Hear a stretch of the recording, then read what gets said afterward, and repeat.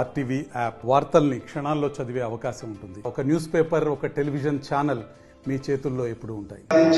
సందర్భంలోనే అంతర్జాతీయ శ్రామిక మహిళా దినోత్సవంగా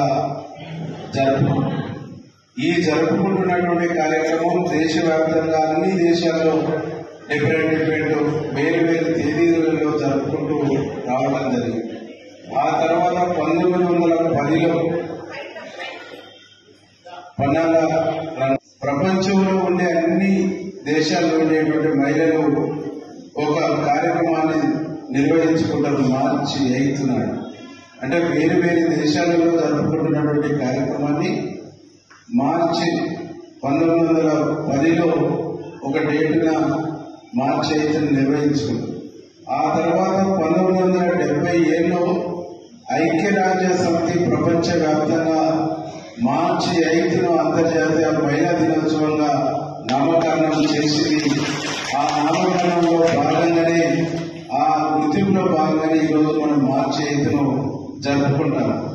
అందులో భాగంగా ఈరోజు ఈ రాష్ట్రంలో కాంగ్రెస్ పార్టీ గౌరవనీయ ముఖ్యమంత్రి రేవంత్ రెడ్డి గారు, పెద్దలు సోనియా గాంధీ గారి నాయకత్వంలో, రాహుల్ గాంధీ గారి నాయకత్వంలో, ప్రియాంక గాంధీ గారి నాయకత్వంలో మహిళలకు మొదటి నుంచి రాజకీయ రంగంలో ఎక్కువ అవకాశాలు కల్పించింది, శక్తివంతమైన మహిళలుగా తయారు చేసింది కాంగ్రెస్ పార్టీ. ఆనాటి ఇందిరాగాంధీ దేశంలో ఒక శక్తివంతమైన నాయకత్వాన్ని అందించి మహిళలు ఈ దేశాన్ని ఏలగలుగుతారు, ఈ దేశాన్ని పరిపాలించగలుగుతారని చెప్పేసి నిరూపించినటువంటి వ్యక్తి ఇందిరాగాంధీ గారు. ఆ తర్వాత ఇందిరాగాంధీ తర్వాత మరణం తర్వాత సోనియా గాంధీ గారు కూడా ఏ పదవి ఆశించకుండా ఈ దేశాన్ని 10 సంవత్సరాలు నడిపింది. ఈరోజు వాళ్ళ కూతురు ప్రియాంక గాంధీ కూడా ఒక శక్తివంతమైనటువంటి మహిళగా వచ్చింది.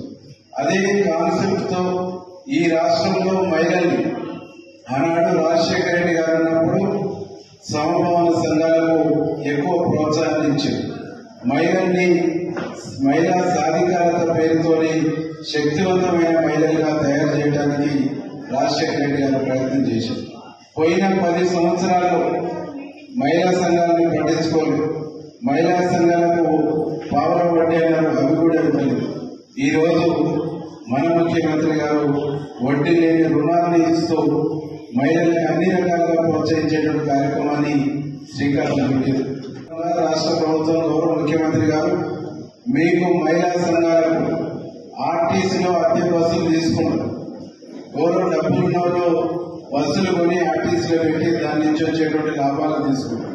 కానీ మన ముఖ్యమంత్రి గారు రేవంత్ రెడ్డి గారు మీ మహిళా సంఘాలే బస్సులు తీసుకొని, అంటే బ్యాంకు లోన్ ద్వారా బస్సులు తీసుకొని ఆ మీరు తీసుకున్న బస్సుల్ని ఆర్టీసీలో అద్దెకి తీసుకునేటువంటి అవకాశం మీకే ముఖ్యమంత్రి గారు ఇవ్వబోతున్నారు.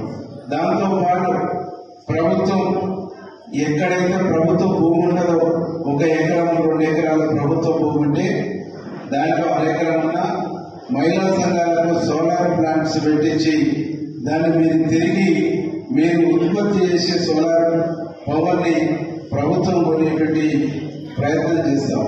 అంటే మీకు ఆదాయం పెంచి మీరు స్వయం శక్తితో నిలబడేటువంటి ఒక పద్ధతిలో మేము ప్రోత్సహించాలనేటువంటి ఉద్దేశంతో ముఖ్యమంత్రి గారు ఉన్నాడు. ముఖ్యమంత్రి గారు ఒకటే చెప్తాడు, మా మహిళా సోదరిమణులకు వారికి ఏం మంచి చేసినా వాళ్ళు గుర్తుపెట్టుకుంటారు. వాళ్ళు గుర్తుపెట్టుకొని వాళ్ళు మర్చిపోని విధంగా కాంగ్రెస్ ప్రభుత్వం, ముఖ్యమంత్రి రేవంత్ రెడ్డి గారు ప్రయత్నం చేయబోతాము. ఈ మహిళా దినోత్సవం సందర్భంగా మీ అందరికీ, మన సంఘాలలో చాలా మంది సంఘాలలో సభ్యులుగా ఉన్నటువంటి వాళ్ళు యాక్సిడెంటల్ గా చాలా మంది రాష్ట్ర వ్యాప్తంగా చనిపోయినటువంటి వాళ్ళు, వారందరూ కూడా ప్రభుత్వం వైపు నుంచి అందేటువంటి సహకారం కూడా ఈ రోజు ముఖ్యమంత్రి గారు మీకు ఇవ్వబోతారు. మన సంఘాల్లో పనిచేసినటువంటి మహిళలందరూ. అంటే ఈ విధంగా చెప్పుకుంటూ పోతే ఇది మహిళా పక్షపాతి ప్రభుత్వం, మహిళల కోసం నిలబడేటువంటి ప్రభుత్వం. కాబట్టి మీరందరూ కూడా మహిళా దినోత్సవం సందర్భంగా ముఖ్యమంత్రి గారి తరఫున, మన మంత్రి గారు వెంకరెడ్డి సార్ తరఫున, మరొక మంత్రి గారు ఉత్తమ్ కుమార్ రెడ్డి సార్ తరఫున, మన ఎంపీ చామల కిరణ్ కుమార్ రెడ్డి తరఫున, నా తరఫున, ప్రభుత్వం తరఫున మీకు మహిళా దినోత్సవ శుభాకాంక్షలు తెలియజేస్తూ మరిన్ని వీడియోస్ కోసం ఛానల్ ని సబ్స్క్రైబ్ చేయండి. లేటెస్ట్ అప్డేట్స్ కోసం వాట్సాప్ ఛానల్ ని ఫాలో చేయండి. అండ్ లింక్ డిస్క్రిప్షన్ లో ఉంది.